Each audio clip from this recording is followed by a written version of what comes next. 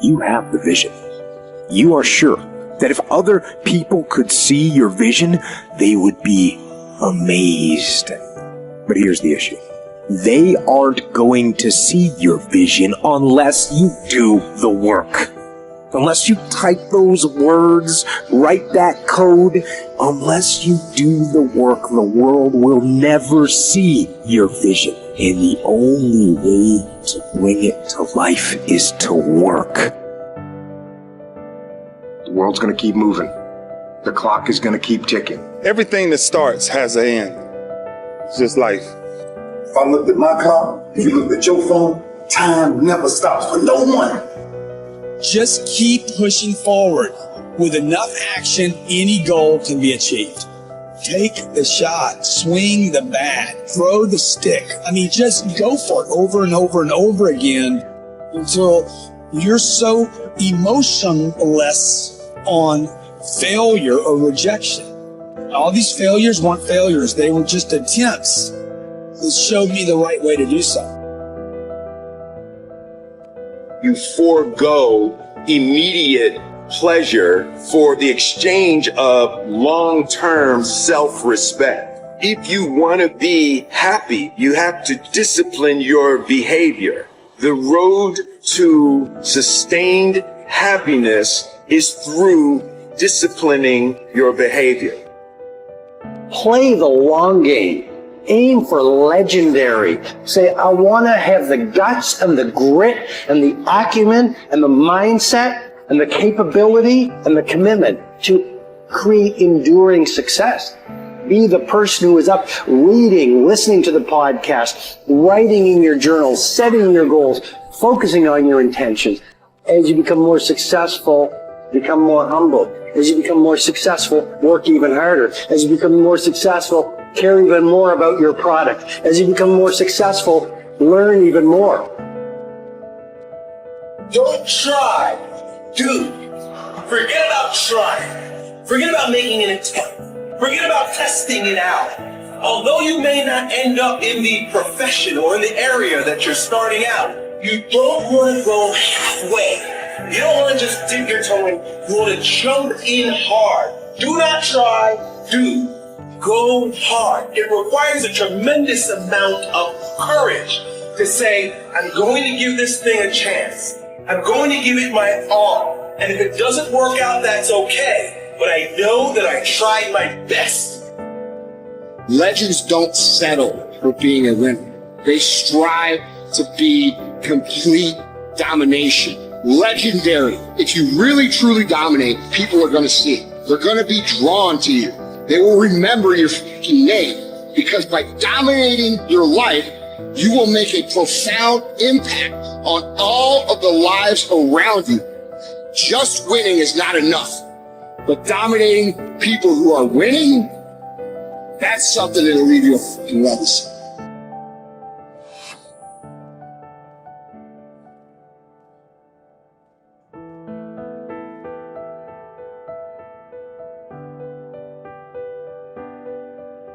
Every man in this room, you blew your 20s. You spend all your 30s trying to make up for your 20s. Yeah, that's the truth. Dog, every dude in this room blew their 20s and at 30 trying to fix what they should have did in their 20s. Yeah. And so forth and so on. You turn 40, you're trying to recover from the mistakes you made when you 30. Now at 40, man, it's time for you to start. Really, at 30, you need to start buckling it on down. And just realize, man, everybody make mistakes. And if the mistakes you're going through are going to help you become the person you need to be later on. So when you're young and you making mistakes, don't let them eat you up. Because everybody that done made it, done made them. Yeah. You got to fail in order to win. Hey, look, man, to understand how to hit the game-winning shot, you got to miss the game-winning shots. Sometimes being young and trying things, you're so naive and you don't know any better. All you do is learn. And if you fail, it doesn't matter. And so whether I was 9, 10, 12, 16, 21, the failures were irrelevant. And, whether you're, 9, 12, 16, 21, 22, 24, I'm sleeping on the couch, I have a car with a hole in the floorboard, I'm living like a bum and like a student. And so what did I have to lose? And so I think that influenced me as much as anything. So, it was, my dad was like, go for it, why not? What have you got to lose? You have to sleep on a different couch. So I think that was motivation. One of the greatest pieces of advice that my mother gave me was this: son, whenever you start, you make sure you finish. And the problem with the world today, people get involved with things, and if they don't like a certain person, if they don't like the process, if it's not what they thought it was, they quit. And what they don't understand about quitting becomes a habit that doesn't just affect you. Later on in life, when you get a wife and you get some kids or you get a family, it's going to come back to hunt you, and it will one day affect them. That is why I tell you the process is more important than the product. It's not even about the outcome for me. It's about, can you take pride in what you do as an individual, and every night when you look in the mirror, knowing that you gave everything you had to it. And we have to get to the point where we're willing to impose our will on certain things. Impose your will on it. My life totally changed. And they gave me an opportunity to stop. And most people, when you give them an opportunity to stop while they're chasing something, they take advantage of it because they feel as if, man, why did this have to happen to me? I felt as if, why not me?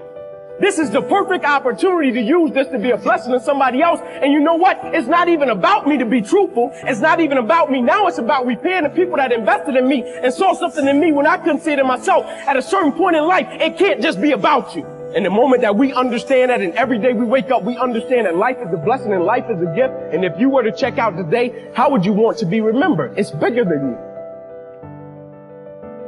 The body is very important, but the mind is more important than the body.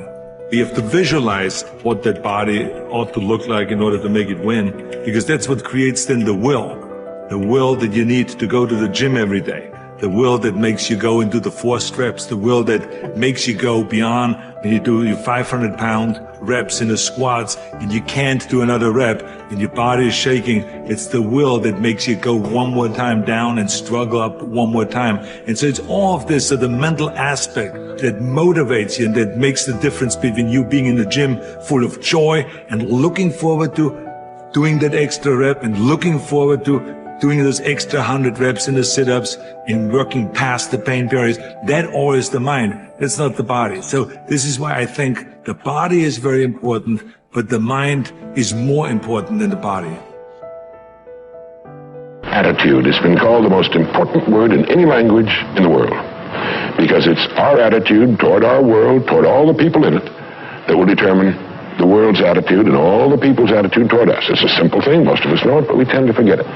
People will react to us according to our attitude. And our attitude is the greatest gift we can be given. You know, the little creatures of the world were given a wonderful gift by Mother Nature called protective coloring, in which they can blend into their background without being seen. But man was not given this great gift, because man was given an incalculably greater one.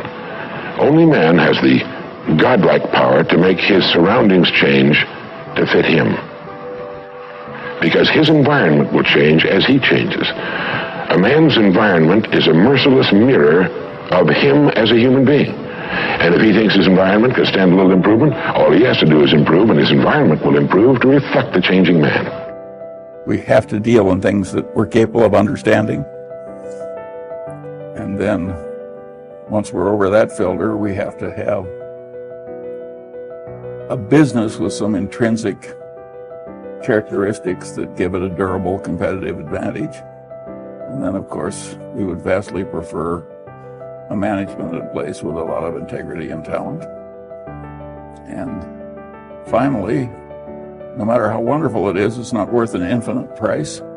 So we have to have a price that makes sense and gives a margin of safety considering the natural vicissitudes of life. It's a very simple set of ideas.